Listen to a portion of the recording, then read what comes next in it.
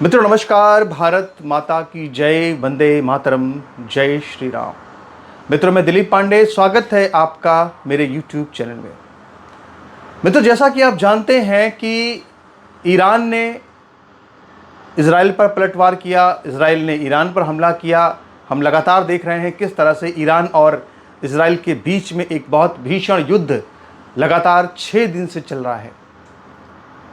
और जैसा कि आप जानते हैं कि दुनिया में कहीं भी कोई बवाल हो रहा हो तो पाकिस्तान की तो आदत है चौधरी बनने की, पाकिस्तान की तो आदत है चौधराहट दिखाने की। अभी इजराइल लगभग 1.5-2 सालों से लगातार इस्लामी मुल्कों को जम करके पीट रहा है। पाकिस्तान लगातार बड़ी बड़ी डींगें हाँकता रहा। इन 1.5-2 सालों में उसने कुछ किया नहीं, लेकिन चौधरी बनने में, अपनी चौधराहट दिखाने में उसने कोई कमी नहीं छोड़ी। लेकिन अब पाकिस्तान की बेचैनी बहुत बढ़ गई है, और ये बेचैनी इसलिए बढ़ गई है क्योंकि पाकिस्तान के ठीक बगल में ईरान में इजराइल की मिसाइलें आ करके गदर मचा रही हैं, आ करके तबाही मचा रही हैं। तेहरान पूरा खाली हो रहा है। ईरान में बिल्कुल ईरान की कपकपी छूटी हुई है। वहाँ पे जो स्थिति इस वक्त हम देख रहे हैं, आज की जो स्थिति है, युद्ध में तो कुछ भी हो सकता है। किसी को भी हल्के में नहीं लेना चाहिए, क्योंकि रूस और चीन ईरान के करीब जैसे जैसे आएंगे, जैसे जैसे उनको मदद मिलेगी, वैसे वैसे ये युद्ध जो है उतना आसान नहीं रह जाएगा। तो आज की जो स्थिति बता रहा हूँ आपको मैं, तो जो पाकिस्तान है उसकी बेचैनी बढ़ रही है, उसका टेम्परेचर बढ़ रहा है, और उसके वहाँ पे जो उनकी जो तापमान है वहाँ पे लोगों का लगातार बढ़ रहा है कि पता नहीं अब आगे क्या होगा।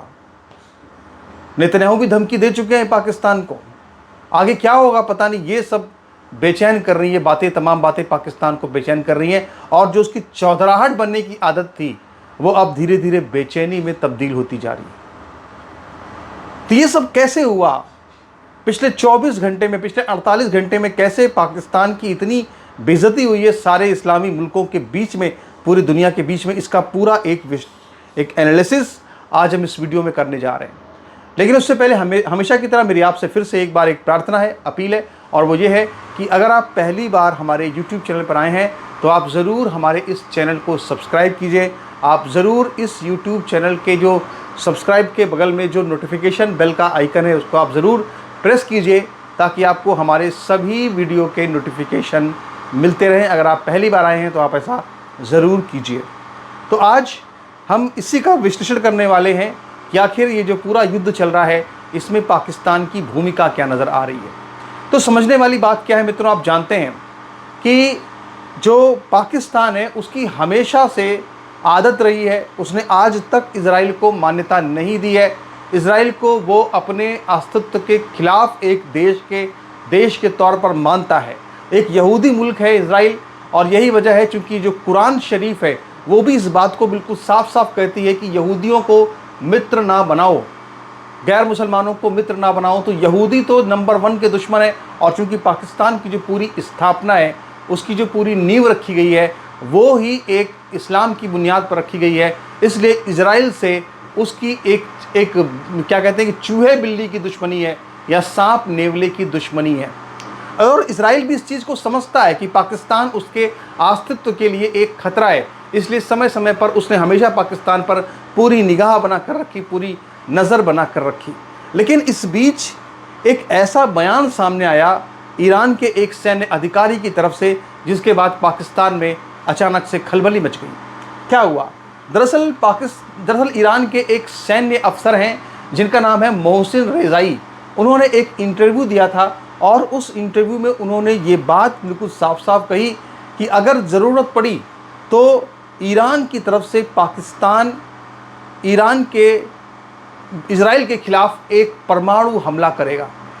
यानी अब ये बात जो उन्होंने कही मोहसिन रेजाई ने, जो कि ईरान के सैन्य अफसर हैं, क्या उन्होंने ये बात इसलिए कही कि ईरान को कहीं खतरा है और पाकिस्तान से वाकई में मदद चाहते हैं, या उन्होंने पाकिस्तान का असली चेहरा दुनिया के सामने लाने के लिए ये बयान दिया? ये तो मोहसिन रेजाई ही जाने कि सच क्या है। लेकिन जो सच है वो सामने आ गया, जो पाकिस्तान का दोहरा चेहरा है, दोहरा मापदंड है, वो सामने आ गया। मित्रों जैसे ये बयान दिया मोहसिन रेजाई ने कि पाकिस्तान एटॉमिक हथियार का इस्तेमाल कर सकता है इजराइल के खिलाफ, वैसे ही पाकिस्तान के अंदर डर और बेचैनी का आलम पैदा हो गया। सबसे पहले तो पाकिस्तान ने डर के मारे उसकी ईरान से लगती हुई जो सीमा थी उसको बिल्कुल सील कर दिया, और सील इसलिए किया क्योंकि उसको इस बात का डर था कि जिस तरह के हमले अमेरिका ईरान के अंदर कर रहा है, इस बात की पूरी गुंजाइश है कि ईरान से लाखों की संख्या में जो शरणार्थी हैं वो पाकिस्तान में आकर के शरण ले सकते हैं। यही वजह है कि उसने सबसे पहले ये काम किया कि उसने सारा जो ये इस्लामिक जो उम्मा है, चुम्मा है, ये सब जो उम्मा चुम्मा चल रहा था, ये सब उसने फ़ौरन इससे तौबा तौबा की, और सबसे पहले उसने जो बॉर्डर था ईरान से उसको सबसे पहले उसने सील कर दिया।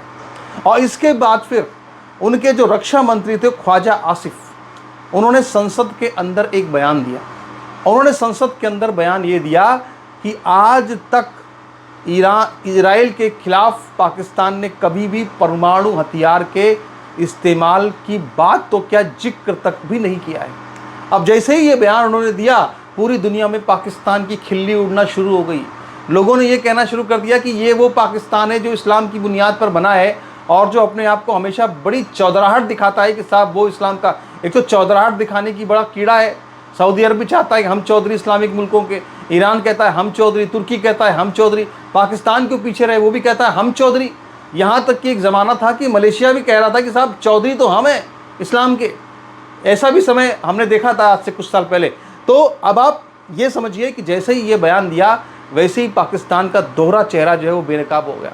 आप याद कीजिए कि यही जो जायद हामिद है, जो कि पाकिस्तान का डिफेंस एक्सपर्ट बनता है, और जो ये बता रहा था कि जब ऑपरेशन सिंदूर चल रहा था तो उस वक्त जो है वो खुद जो फरिश्ते हैं और जो प्रॉफिट हैं वो पाकिस्तान की हिफाजत के लिए जो है वो आ रहे थे, जो इस तरह के दावे कर रहा था जायद हामिद। इसी जायद हामिद ने एक दावा किया था, ये कहा था कि जब पाकिस्तान ने परमाणु विस्फोट किया तो फिर फ़िलिस्तीन के बच्चों ने कहा कि अब हमारे पास पत्थर नहीं, हम पत्थर से जंग लड़ रहे हैं, लेकिन हमारे पास तो परमाणु बम है। और ये परमाणु बम है, ये बात इसलिए कही थी क्योंकि ये पाकिस्तान था जिसने कि जब परमाणु परीक्षण किया था तो ये कहा था कि ये पाकिस्तानी परमाणु बम नहीं है, पाकिस्तान ने कहा था कि ये इस्लामी परमाणु बम है। और इसी वजह से जब पाकिस्तान ने कहा कि इस्लामी परमाणु बम है, क्योंकि इस्लामी मुल्क के पास एकमात्र अगर कोई है तो परमाणु बम पाकिस्तान के पास है। तो ऐसी स्थिति में ईरान जैसे देश और ये फ़िलिस्तीन जैसे लोग जो मुल्क हैं वो तो कहेंगे ही कि भैया तुम कहते हो कि तुम्हारा इस्लामी परमाणु बम है तो हमारी मदद करो।